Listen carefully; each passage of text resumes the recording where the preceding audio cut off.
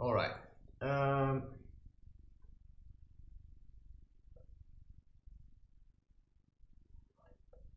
just have to make sure I'm using the right microphone. It's sometimes a bit, you have to fiddle a bit around before you get to the truth of things.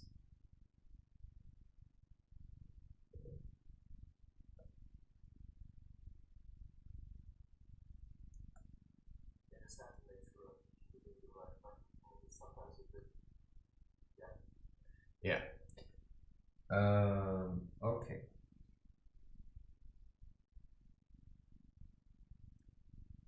Okay. Now I have to get back to this topic because I've been doing other things. I've been making images, posting things, contacting people, and challenging them a little on what they say truth is. And what I see a lot online is people that stand around without any direction. And then sometimes to me is a little bit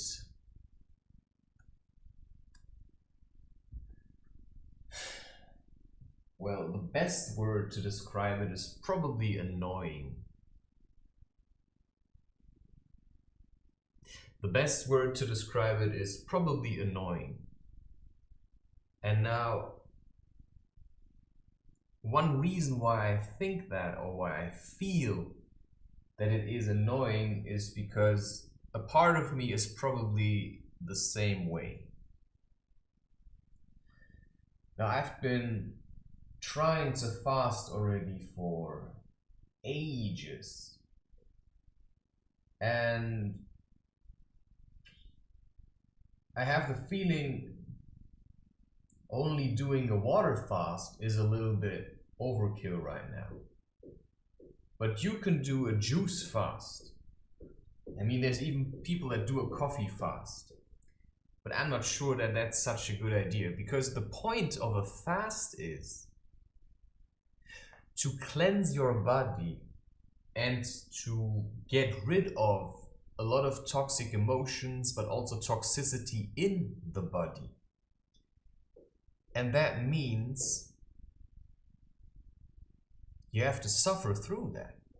I mean, fasting is by far one of the hardest things you can do. I mean, there's a lot of food standing around there. But here I am feeling hungry, somewhat, right? To a certain degree, I feel hungry. I know that this hunger won't kill me because I've done this already. A couple of times. Sometimes a day, sometimes 6 days. I've once fasted 4 days. And once 3 days.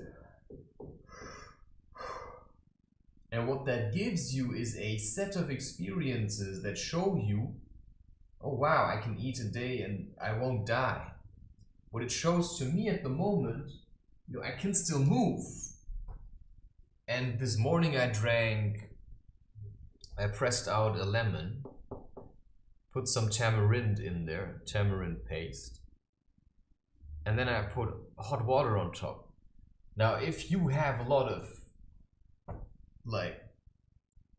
if you're constantly bloated, and if you fart a lot, if you eat a lot of sugar, a lot of dairy, if you eat a lot of,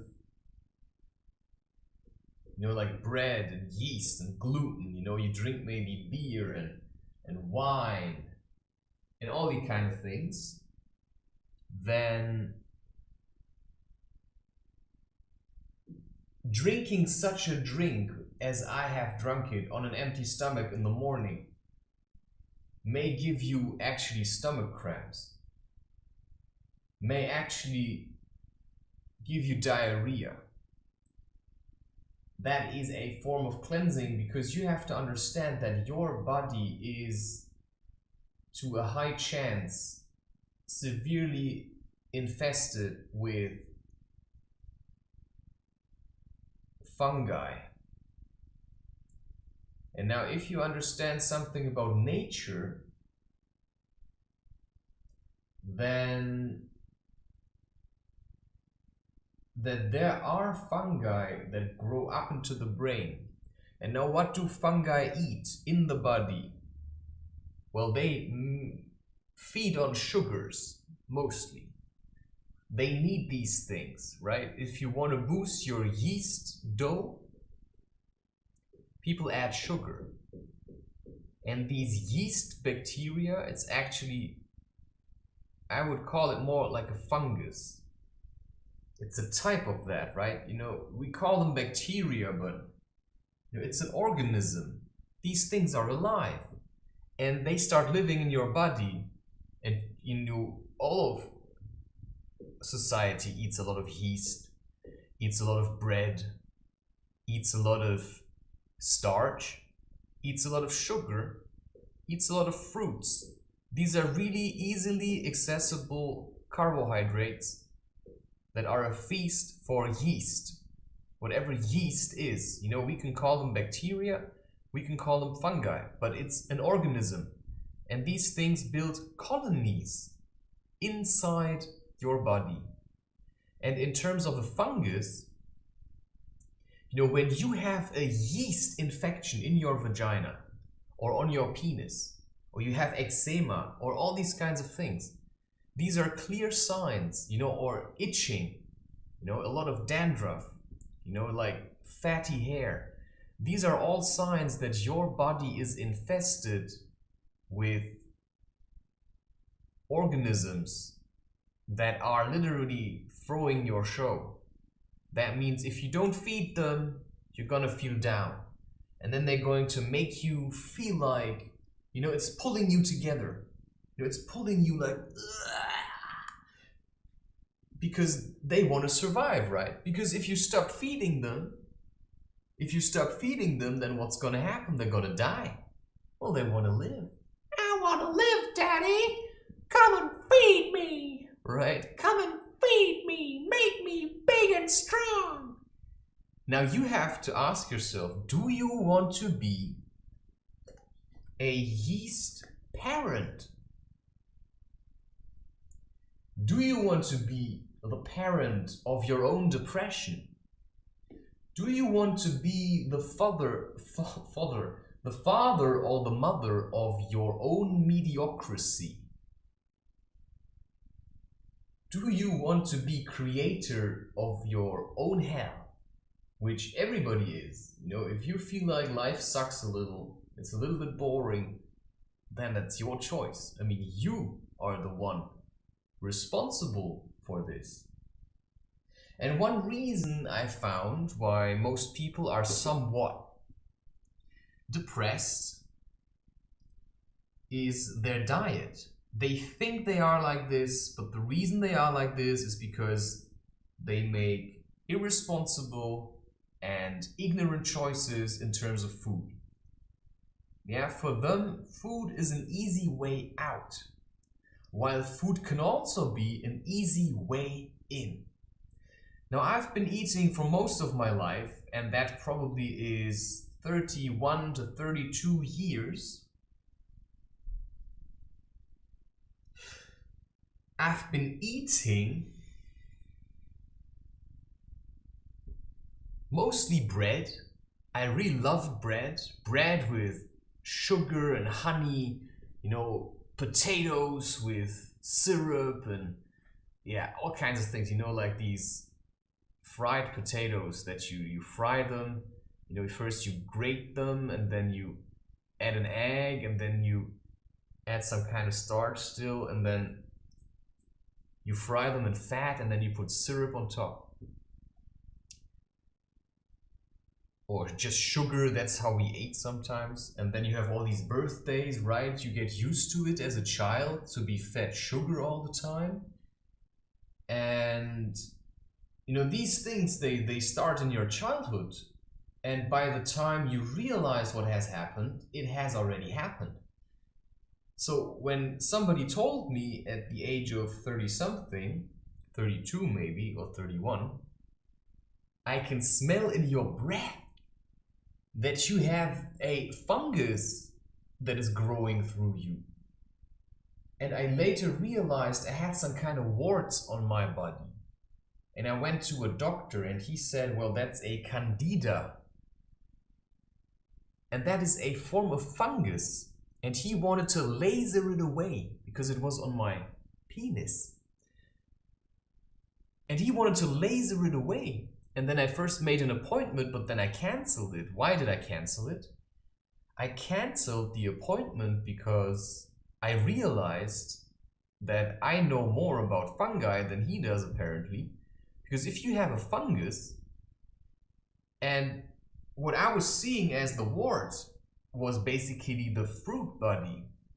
And when you know something about fungi is that the fruit body is only the thing that's on top to spread the thing, right? But the real fungus is underneath. You know, it's like with an iceberg, probably 99% or 95% of the fungus is in the ground. And what you're seeing is just the fruiting body so that it can spread something, right? Yeah, send out spores so that they can settle elsewhere and then create more fungi. Now, while in nature these fungi often live in a symbiosis with their environment, they probably also have a function. And so I don't think it's bad to have fungi in your system, but to only eat sugar means that you're gonna have nothing else in there. You're gonna have nothing else, and that means you're making the fungus really strong.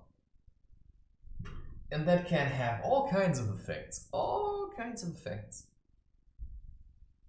Because in a sense, the fungus needs you to be weak now. Because if you would be strong, you wouldn't eat all that sugar anymore. And that means you wouldn't have a fungus infection anymore. You know, of course, the fungus doesn't think like that, but the fungus realizes, oh, wow, that guy starts to eat a little bit less. And suddenly, you know, I'm gonna starve. So who's gonna starve? Right? When you feel hungry, who's starving? You are the fungus. Like, what is really starving? I mean, there's people that fast quite regularly. And what I've realized is that fasting, when you work through your hunger, you get to these states that feel exactly like ayahuasca or LSD. Exactly like that. Only I'm not super high and I'm like this all the time. So if I eat a more ketogenic diet and I start eating less and less and I drink more tea and water and juices, then my body doesn't actually have to digest so much and can more channel the energy so that I can start moving. And I can feel already that things start to happen, like your body needs to have time to heal is something you have to understand. If you always keep eating, your body simply continues to digest and it never gets to this state of, you know, okay, I'm gonna heal you now. And that is very important, that once in a while we give our body the chance to get rid of the things that are inside and actually want or need to come out. And so the question is, of course, what needs to come out? So I am writing I lied to you before and how to start from scratch. Well, what did I lie about? Well, did I specifically lie about something? So who's lying is, of course, a very good question. You know, these days it's very hard to pinpoint liars. But right now I could lie to you about how great I feel to stand here and give you this talk. But I also have to be honest, you know, my body is hurting everywhere. So I'm probably gonna do a session where I just do some acupressure because I can feel And that probably has something to do with, you know, because now I eat less. What does that mean? If my body isn't busy being down here, suddenly I feel all these things. I feel how my back aches and I think, wow, this is really terrible. I feel how I don't know, there's just all kinds of blockages. When I eat all the time, I don't feel this unless I had it with smoking cannabis, but then, you know, I would get the munchies afterwards. So now I'm getting to a phase of my life where I can actually stand here and, wow, feel how I feel. I haven't had that in a while, and that's the truth.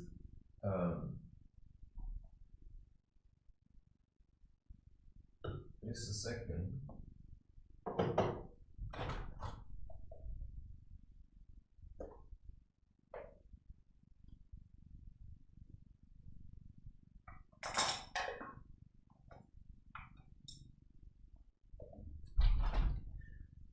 So, generally, to understand,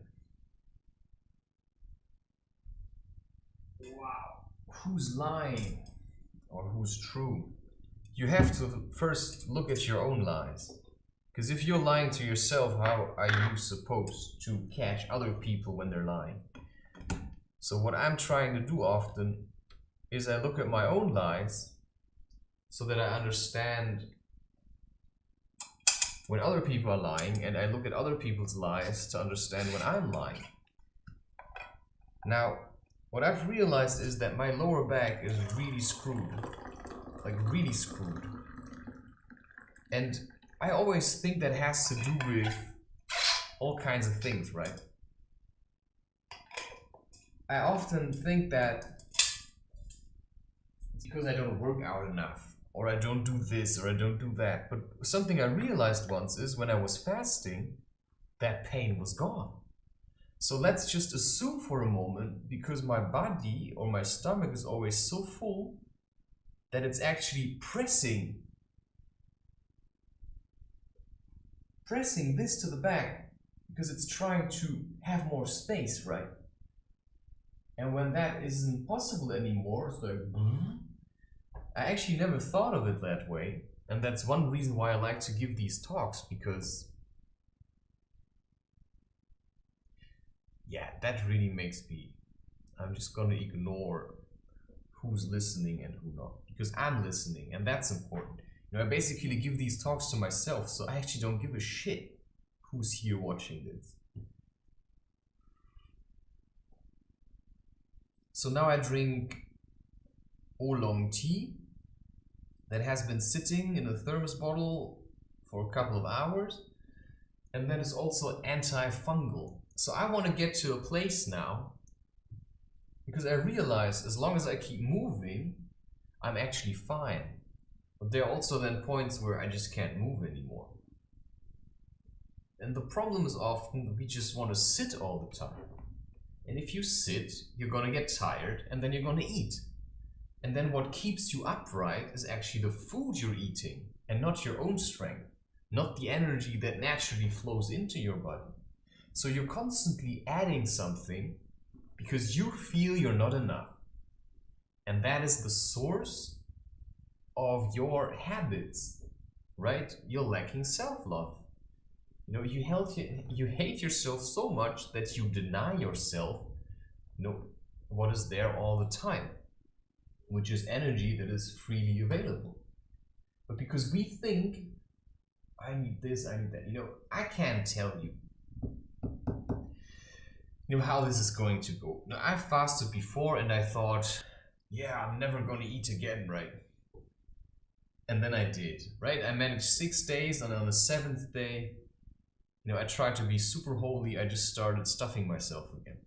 So the question is, when I fast now, how long am I going to do this? Am I going to do 6 days or 7 days or just 1 day or 5 days or 8 days or, I don't know, 1 month? And how often do I have to do it before I learn how to do it? And what the obstacles are during fasting? Now, I fasted already, and what really scared me the first time was how hollow I started to feel, how empty I suddenly felt.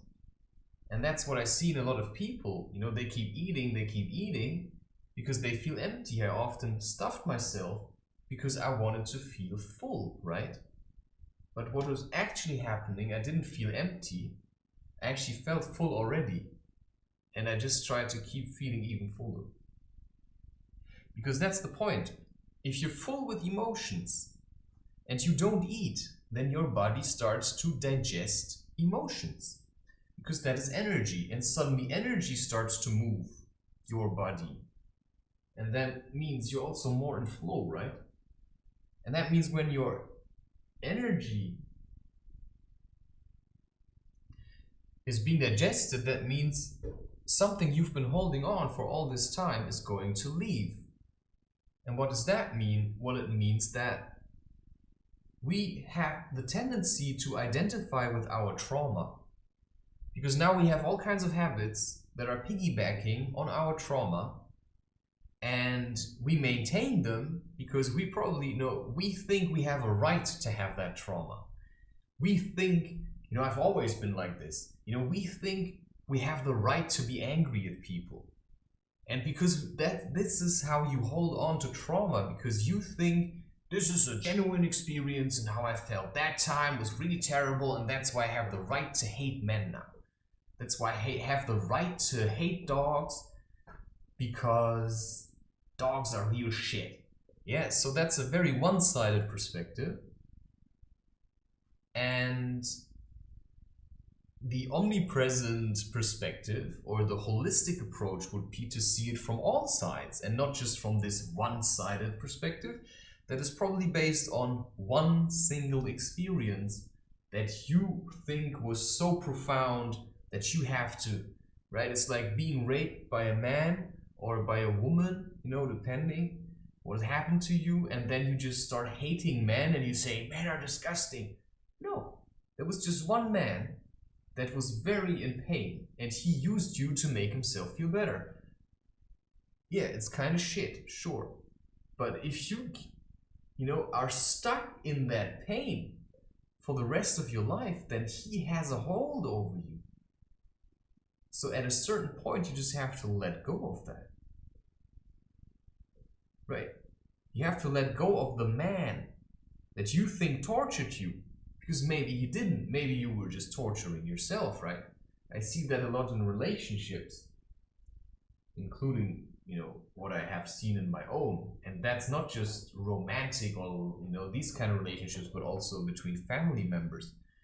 That they basically create these things for themselves. They're just constantly angry. And they walk around, you can hear them coughing all the time, like, some people do that. This is anger that wants to come out. That's the truth. Yeah, you're really angry.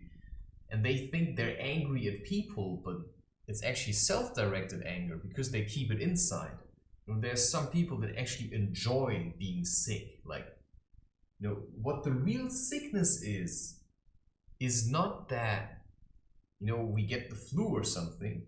The real sickness is what makes you sick. And that is usually, according to my experience, a lot of emotions, a lot of trauma from the past, fear, right? Fear is always piggybacking on something that happened somewhere.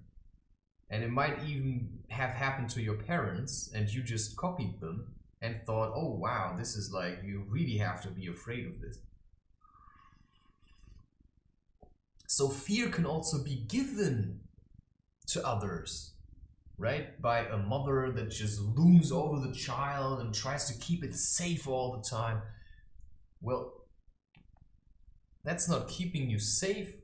I don't know what, in a kind of way is, right? A mother that wants to shut out her child from life. Well, that's the feeling I had often. So, wow, it's like super tight, my lower back. You really have to do stuff about this. I mean, I've been working for years on my lower back, and now I feel like I'm on the verge of a breakthrough. But also only because I do my daily exercises. And although I do them, it's still taking so much time. It's incredible how much time it takes to heal a broken back. Because the broken back isn't just, some kind of tendon or whatever. Yeah, and when I went to the doctors with this, they said, oh yeah, you have to get a, how is that stuff called?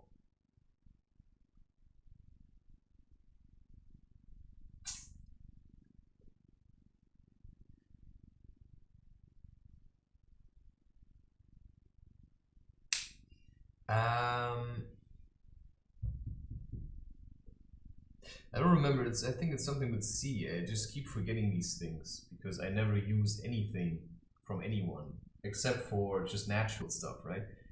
Right. So if I have a problem, I drink ginger tea, yeah, or I take some kind of natural essential oils, right?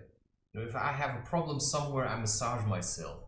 I don't go to doctors and ask them, hey, can you help me? Because I know they don't really, they don't have the time to help really. Because there's too many people that just run to them because nobody wants to take responsibility for themselves. And yeah, what this episode is mostly about is, I say I lied to you before. That's like actually you saying that to yourself. Because, I've said multiple times, for instance, already in the past, that I would stop watching porn, and I never managed. Well, now I did. Well, how do I know if that's true? Well, the thing is, and that's the same thing with diet, that's the same thing with anything you do in your life. Wow. What is that? Right? We often try to change, and then we change, and then before we really embrace the change, we run back to the way we used to be, right? Wow. We run back to the way we used to be. Because for some reason we are really afraid to let that person go. But maybe we just have to have more experiences in that area. Because I also have the realization I simply couldn't have. And that's the truth to me. I couldn't have let go of porn earlier. But I could now. Because it was a struggle, right? It wasn't easy. If you really want something, you have to put in the work. Right? Sometimes maybe somebody has something you want. Well, then you have to convince them to give it to you, right? Maybe it's a friend that has something and you want it. Well, you have to ask for it. Of course, right? I mean, if he really doesn't want to give it, it's probably better to just accept that and stop. But, the point is, if you really want something, you simply have to keep going. And I really wanted to stop masturbating, and I really wanted to stop watching porn, and I really wanted to learn, what makes a healthy diet, a truly healthy diet. Not what science says, because science is just, raising money for the industry, right? They say this is healthy and then people go and buy it. They say drink coffee and then people go and drink coffee, right? It's like science tells us everything. Science tells us how to live. Science tells us what to shoot into our bodies. Science tells us everything and we just believe it. Yeah, and then if you want to know something, you just look for an article. Yeah, sure, and the best funded article is going to be the one that's going to be on top. So if you would want to find research that actually tells you, what coffee truly does, that's probably been, destroyed by science, discredited. Because the scientists that go a bit more into this emotional or holistic approach, nobody takes them serious because everybody thinks, well, science has explained it all already. But what has science explained? You know, science came up with the Big Bang Theory, right? They came up with the Big Bang Theory and, well, then they said it was false. It makes no sense. But they always say, yo, we make sense, right? We know what's going on. But that keeps changing. You know, and that's just true for anything. I mean, everything I know constantly changes. But I don't go around saying, you know, this is fixed in stone. You know, I allow myself room for change. But when science, oh wait, now it's something else? You know, but you just told us, you know, it's the Big Bang. Yeah, it was a theory all along. Everything science says is a theory. Because it's a one-sided approach. I mean, for instance, if I go and study vervet monkeys, you know, as I did, and I'm an observer, then I have an effect on the study. And that means whatever I learned from being with them is always a little bit biased, because then I have also emotional attachments. But also the fact is, you know, I'm not a monkey. I'm not a vervet. So also the question I'm asking, right? What is the goal of science? What does science really want to say? You know, is science interested in the truth? Well, I doubt it. Because what I believe is what science is, and that's what you see when you see scientists, you know, they go to great length to make a new discovery, right? They want to be really famous for their discovery. They want to be like Einstein, yeah? Einstein, douchebag, yeah? Who said something about relativity that nobody understands, right? Just people just quote that. It's just like, you know, he gave meaning to humanity because of his relativity theory. Well, that's just basic knowledge. Everything's relative, right? Everything's relative. It's just duality. You know, I don't have to listen to science for this shit. And why is that? Because if you go to spiritual teachings and you read about duality, it says everything has two sides. You know, this moment when I stand here, as long as I stand here and I talk, it's forever. And when it's over, it's suddenly done. And that means time is always slow and fast. And that's meditation, where you realize, you know, time stretches itself out and pulls itself together. It's the sinus wave. So time as we think of it simply is non-existent. It's not like 1 second, 1 second, 1 second, 1 second. Yeah, sure, when I count them like this, it feels like it's like this. But when I don't look at it, it loses its value. Because you cannot tact life. You cannot tact everything and plan it ahead. It simply isn't working. You know, you live somewhere, you try to plan ahead, a tsunami comes, kaboom, yeah? Power shortage, kaboom, right? There goes your movie night. You know, okay, maybe put up a candle and start stretching your... Because that's what happens. I mean, if you get angry when the movie crashes, well, take the time and sit with that anger. Figure out why you're so angry. You feel everything. You're just trying to forget that, right? It's like a lot of people, they're like this. They say they feel nothing. Well, to me, it looks like you feel a lot of anger. Move a little. Why don't you dance? Why don't I ever see you smiling? Yeah, because every time you feel shit, you go and drink a coffee. And that means I have to take responsibility if I want to, because nobody can force me to do that. Now, the story of my life is, yeah, I was masturbating since I was 16. I was watching porn. Yes, I was masturbating since I was 12. I was introduced to it by a friend, and then I just got hooked on it. You know, kind of an addict. Why did I become addicted?